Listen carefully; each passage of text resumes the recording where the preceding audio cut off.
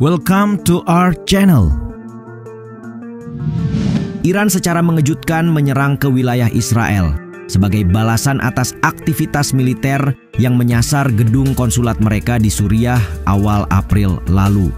Alhasil, sekutu Israel seperti AS, Inggris, dan Prancis pasang badan, membuat konflik kian memanas di kawasan Timur Tengah. Namun yang tak kalah mengejutkan adalah kehadiran Yordania di barisan ini, termasuk peran Arab Saudi yang secara tak langsung menunjukkan dukungan untuk negeri Zionis itu. Melihat perkembangan dan tindakan apa saja yang mengindikasikan dukungan, berikut sederet negara yang membantu Israel berperang melawan Iran.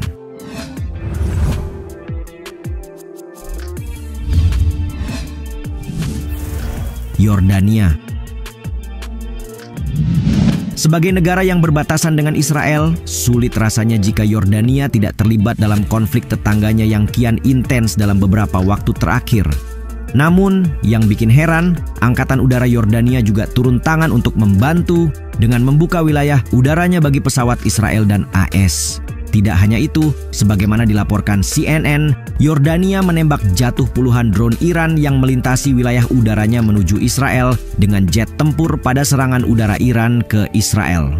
Hal ini tentu saja menarik untuk dibahas, mengingat sebelumnya Yordania sangat kritis terhadap kampanye militer Israel di Gaza yang terus berlanjut. Menanggapi itu, pemerintah Yordania dalam sebuah pernyataan menyebut bahwa pihaknya bertindak untuk membela diri. Sejalan dengan itu, Mahmoud Ridasat, seorang pensiunan perwira senior dan pakar militer yang berbasis di ibu kota Yordania, mengatakan bahwa tindakan itu bukanlah aksi membela Israel, melainkan tindakan untuk membela kedaulatan dan wilayah udara Yordania, katanya dalam wawancara dengan DW. Di sisi lain, banyak warga yang marah karena meyakini Yordania membantu Israel. Namun seorang analis senior Palestina di Lembaga Pemikir International Crisis Group yang berbasis di Brussels, Tahani Mustafa, menyebut banyak masyarakat yang tidak tahu mengenai rincian hubungan ekonomi, diplomatik, dan keamanan Yordania dengan AS dan Israel. Faktanya, pihak berwenang Yordania yang juga menganggap AS sebagai sekutu penting harus menyeimbangkan semua kepentingan yang bersaing, stabilitas politik, serta pertahanan diri.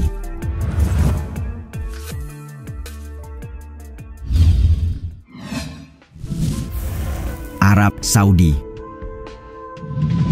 Media Inggris, The Economist, dalam sebuah rilis yang dikutip Sindo News menyebut negara-negara Teluk termasuk Arab Saudi juga memainkan peran tidak langsung dalam konflik ini. Sebab sebagaimana diketahui, mereka menjadi tuan rumah bagi sistem pertahanan udara, pengawasan, dan pengisian bahan bakar barat yang sangat penting. Sama seperti Yordania, Arab Saudi harus menyeimbangkan kepentingannya sendiri, aliansi internasional dan real politiknya terkait konflik di Gaza. Tapi berbeda dengan Yordania yang telah bersikap vokal tentang partisipasinya, Arab Saudi hanya secara samar-samar mengisyaratkan keterlibatannya. Situs web keluarga kerajaan membagikan informasi yang mengakui tindakan ini sebagai upaya pencegahan terhadap setiap entitas mencurigakan yang melintasi wilayah udaranya. Sumber Arab Saudi juga mengkritik Iran karena menciptakan konflik baru yang mereka klaim bertujuan untuk menggagalkan pembicaraan normalisasi yang sedang berlangsung dengan Israel. Mengutip Antara, Duta Besar Arab Saudi untuk Inggris, Pangeran Khalid bin Bandar mengatakan kesepakatan normalisasi sudah hampir tercapai dengan Israel, tetapi kemudian Saudi menghentikan pembicaraan yang ditengahi oleh AS itu. Kemudian dalam keterangan berbeda, Menteri Luar Negeri AS Antony Blinken mengatakan kepada wartawan bahwa ia telah mengangkat topik normalisasi saat bertemu dengan putra mahkota Saudi Mohammed bin Salman pada 8 Januari lalu.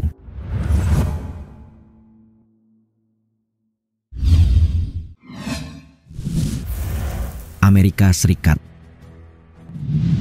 AS mungkin bisa lebih toleran terkait gempuran Israel ke Gaza, namun tidak dengan urusan Israel dengan Iran. Tentara Israel dalam sebuah informasi mengatakan sebagian besar rudal yang ditembak jatuh tak terlepas dari bantuan AS dan sekutu lainnya. Karena pada dasarnya, AS memang punya dukungan kuat terhadap Israel. Juru bicara Dewan Keamanan Nasional Amerika Serikat, Adrian Watson, dalam pernyataan yang dikutip VOA mengatakan Presiden Joe Biden telah menyampaikan dengan jelas dukungan itu. Melalui keterangan tertulis, Biden bahkan mengatakan bahwa AS telah membangun pasukannya menjelang serangan yang disiarkan secara luas melalui Telegram, di mana para prajurit dapat menghancurkan hampir semua drone dan rudal yang masuk pada akhirnya. Dalam pernyataan terpisah, Menteri Luar Negeri Amerika Serikat Antony Blinken mengatakan AS sangat mengutuk serangan Iran terhadap Israel. Benar saja, tidak lama setelah serangan, Kabinet Perang Israel bertemu untuk keempat kalinya dalam 2 hari terakhir pada 15 April kemarin. Sebagaimana diwartakan CNBC, Perdana Menteri Benjamin Netanyahu, Menteri Pertahanan Yoav Gallant, dan mantan Menteri Pertahanan sekaligus saingan Netanyahu yang berhaluan tengah, Benny Gantz, kembali membahas bagaimana cara Israel dalam merespons kembali aksi Iran.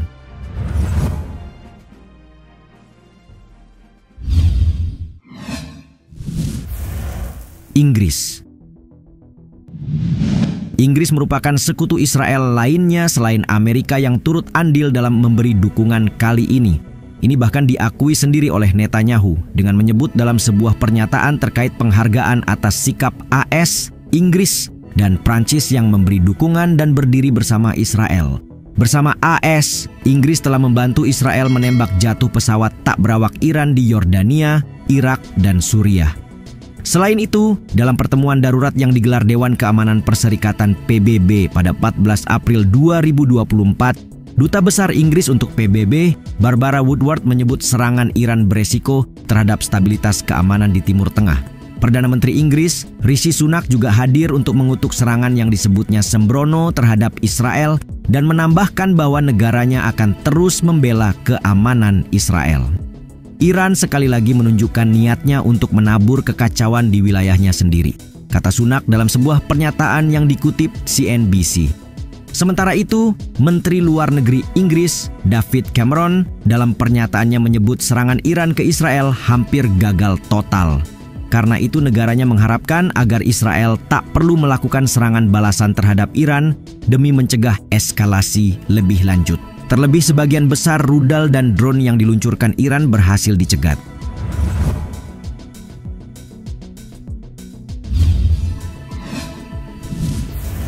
Zionis rayakan dukungan. Tahukah kalian, keputusan Yordania dan Arab Saudi menangkal serangan roket dan drone Iran terhadap Israel nyatanya oleh Zionis dirayakan sebagai kemenangan bagi normalisasi damai di Timur Tengah. Mengutip DW, penulis Israel, Anshel Pfeffer, dan peneliti International Crisis Group, Mayraf Zonzain, dengan cepat merayakan keterlibatan negara-negara Arab di internet. Keduanya menilai, kolaborasi itu membuktikan bahwa Arab dan Israel bisa bekerja sama dan Israel tidak sendirian di Timur Tengah. Barnes Dasi, Direktur Program Timur Tengah dan Afrika Utara di Dewan Hubungan Luar Negeri Eropa, juga keluar dengan pernyataan serupa, di mana ia menyebut serangan Iran sekaligus menggalang dukungan internasional baru terhadap Israel. Lalu, mengapa sebagian negara Arab pilih untuk melindungi Israel? Pada dasarnya, alasan dibalik keputusan negara-negara Arab melindungi Israel lebih rumit dari yang dikatakan.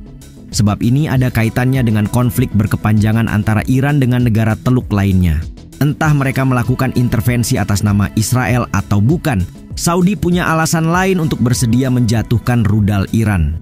Timur Tengah telah terpecah berdasarkan garis agama sektarian selama beberapa dekade, dengan negara-negara Teluk Arab tertentu dan populasi mayoritas Muslim Sunni berhadapan dengan Iran yang dipandang sebagai pemimpin Islam Syiah.